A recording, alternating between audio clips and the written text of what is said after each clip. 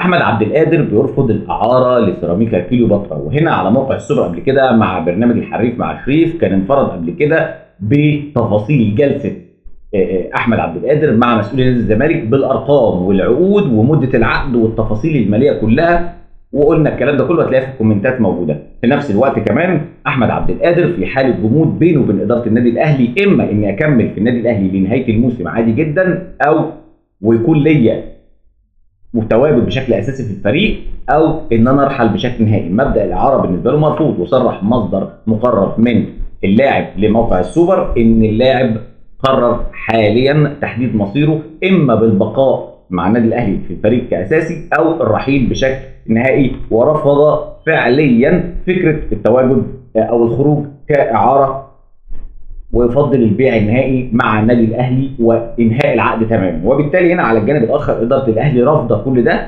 الاعاره، خروج الاعاره بشرط التجديد، او انك انت تجدد وتكمل معانا الاعاره بقى محليا او خارجيا. وده ليه؟ لان النادي الاهلي عارف فكره ان اللاعب هيروح نادي الزمالك، وعارف بتفاصيل الجلسه اللي حصلت بينه وبين مسؤولي نادي الزمالك، ولذلك رافض الفكره ان هو يخرج اعاره بدون تجديد، وبالتالي بحيث انه ممكن يروح نادي الزمالك بشكل مباشر بعد انتهاء عقده مع الاهلي او عن طريق كوبري وهكذا. ولكن الاهلي حاطط شرط الاعاره بوجود شرط التجديد، وبالتالي هنا اللاعب لو جدد وخرج اعاره هيبقى مع النادي الاهلي عادي.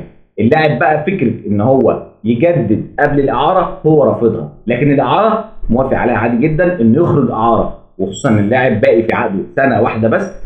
السنه دي لو خرج اعاره مثلا لنادي سيراميكا، بعد السنه ممكن ينتقل لاي نادي خالص، لان عقده اساسا مع النادي الاهلي هيكون انتهى بعد الموسم القادم، وبالتالي يكون في اي مكان تاني. وده اللي بيرفض الاهلي وحاطط له شرط التجديد.